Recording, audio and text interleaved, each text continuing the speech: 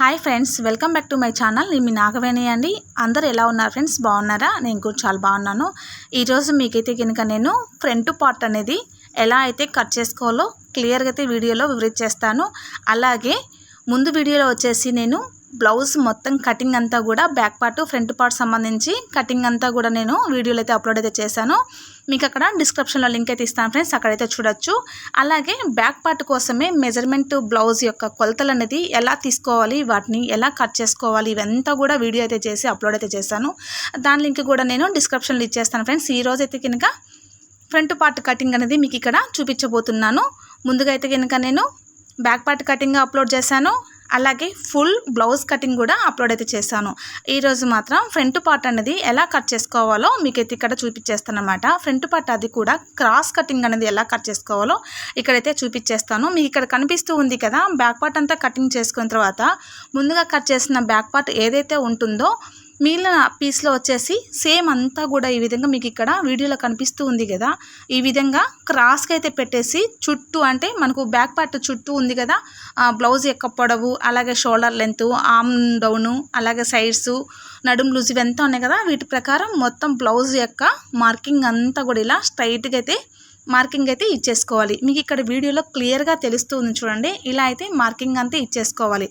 అలాగే నెక్ కూడా మనం ఎక్కడైతే కనుక మార్క్స్ ఉంటాయో నెక్కి, దాని వెంబటి కూడా ఇలా అయితే కనుక లైన్ అయితే డ్రా చేసుకోవాలి. ఫస్ట్ ఆఫ్ ఆల్ వచ్చేసి ఎక్కడైనా సరే మనం ఆర్మ్ డౌన్ కానీ నెక్ డౌన్ కానీ తీసుకునేటప్పుడు బాక్స్ షేప్లో వచ్చేసి ముందు లైన్ డ్రా చేసుకున్న తర్వాత ఆ బాక్స్లో మనకు కావాల్సిన నెక్ వచ్చేసి డ్రా అయితే చేసేసుకోవచ్చు. ఇలా ఫ్రంట్ పార్ట్ అంతా లైన్ ఇలా డ్రా చేసుకున్న తర్వాత మనకు మెయిన్ వచ్చేసి క్రాస్ బెల్ట్స్ అనేది తీసేసుకోవాలి కదా. అంటే నెక్ దగ్గర నుంచి కింది వైపున మనకు క్రాస్ బెల్ట్, అంటే మూడో హుక్స్ దగ్గర క్రాస్ బెల్ట్ జాయింట్ ఉంటుందా, ఆ జాయింట్ దగ్గర ఎగ్జాక్ట్ మార్కింగ్ అయితే ఒకటి ఇచ్చేసి మనకు 1/2 ఇంచ్ కింది వైపుకు, అంటే ఎక్స్ట్రా కుట్లలు లేక ఉండేలాగా చూసేసుకోవాలి. అదేవిధంగా బ్లౌజ్ యొక్క ఫ్రంట్ పార్ట్ మెయిన్ టక్స్ ఏదైతే ఉంటుందో షోల్డర్ జాయింట్కు ఎక్కడైతే మన మార్కింగ్ అయితే ఉంటుందో అక్కడి నుంచి బ్లౌజ్ యొక్క పొడవులో వచ్చేసి మనకు ఫ్రంట్ పార్ట్లో మెయిన్ టక్స్ ఉంటుంది కదా, ఈ మెయిన్ టక్స్కు ఎగ్జాక్ట్ మార్కింగ్ ఒకటి 1/2 ఇంచ్ ఎక్స్ట్రా. అలాగే సైడ్స్ కూడా cross belt joints, total joint ఉంటుంది కదా క్రాస్ బెల్ట్, అక్కడ కూడా అంతనమాట ఎగ్జాక్ట్ మార్కింగ్, అలాగే ఎక్స్ట్రా మార్కింగ్, ఇవి 3 మార్కింగ్స్ అంతా కూడా స్కేల్తో లైన్ అయితే డ్రా చేసుకోవాలి. ఇలా తీసుకుంటే మెజర్మెంట్ బ్లౌజ్ ఎలా అయితే ఉంటుందో దాని ప్రకారమే షేప్స్ అన్నీ కూడా మనకు చాలా అంటే చాలా కరెక్ట్గా పర్ఫెక్ట్గా కూడా వచ్చేస్తాయన్నమాట. బ్లౌజ్ ఫిట్టింగ్ కూడా చాలా బాగుంటుంది.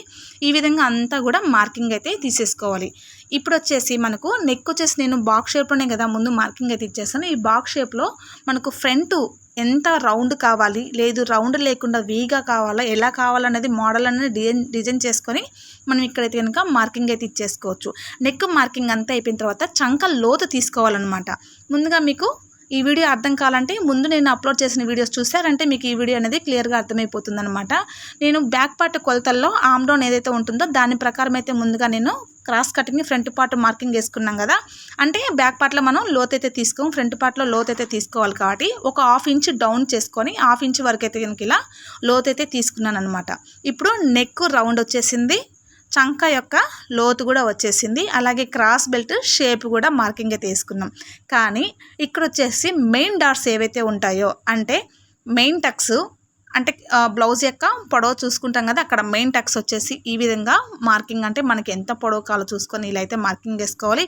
అలాగే మనం ఉక్సులు పెట్టుకునే వైపు వచ్చేసి ఉక్సులు కాజాలు పెట్టుకునే వైపు కూడా మార్కింగ్ అయితే ఇచ్చేసుకోవాలన్నమాట, ఒక డాట్ అయితే కనుక. అదేవిధంగా చంక దగ్గర 3వ డాట్ అనేది ఎలా వేసుకోవాలో ఇలా చూసేసుకుంటే మనకైతే కనుక ఫ్రంట్ పార్ట్ యొక్క మెజర్మెంట్స్ అన్నీ కూడా పర్ఫెక్ట్గా సరిపోతుంది.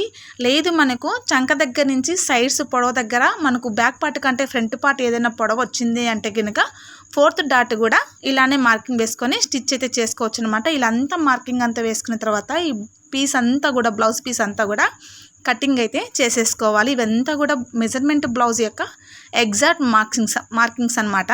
కానీ మెజర్మెంట్ బ్లౌజ్లో వచ్చేసి ఫ్రంట్ నెక్ వీ నెక్ అయితే ఉంది, కానీ ఈ బ్లౌజ్లో వచ్చేసి రౌండ్ నెక్ కావాలన్నారు కాబట్టి నేను ఇక్కడ రౌండ్ అయితే మార్కింగ్ అయితే చేసుకొని మొత్తం అంతా కటింగ్ అయితే చేసుకుంటూ ఉన్నాను అనమాట.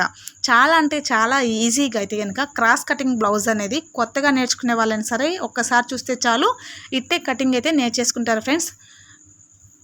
ఇక్కడ మీకు వీడియో మొత్తం కూడా క్లియర్గా అర్థమైందనే అనుకుంటూ ఉన్నాను. మీకు ఇక్కడ ఏవైనా డౌట్స్ ఉంటే కూడా నాకు కామెంట్లో చెప్పండి, నేనైతే మీకు తప్పకుండా రిప్లై అయితే ఇస్తాను ఫ్రెండ్స్. ఇప్పుడు మొత్తం టోటల్ బ్లౌజ్ యొక్క ఫ్రంట్ పార్ట్ కటింగ్ అంతా అయిపోయింది. సైడ్స్ కూడా కట్ చేసుకుంటే మనకు బ్లౌజ్ అనేది ఫ్రంట్ పార్ట్ కటింగ్ అనేది అయిపోతుందన్నమాట. ఓకే అండి, వీడియో అయితే నచ్చిందని అనుకుంటున్నాను. వీడియో నచ్చిందంటే ఒక లైక్ చేయండి. ఇటువంటి లేటెస్ట్ అప్డేట్ కోసం ఛానల్ని సబ్స్క్రైబ్ చేసుకోండి. పక్కనే ఉన్న బెల్ ఐకాన్ క్లిక్ చేశారంటే నేను పెట్టే ప్రతి లేటెస్ట్ వీడియో కూడా మీకు నోటిఫికేషన్ వస్తుంది. అలాగే ఈ video me friend and family మెంబర్స్కి షేర్ చేయండి. వీడియో నచ్చిందంటే ప్రతి ఒక్కరు కూడా తప్పకుండా ఒక లైక్ చేసి సపోర్ట్ ఇవ్వండి ఫ్రెండ్స్. ఓకే అండి, థ్యాంక్ యూ ఫర్ వాచింగ్.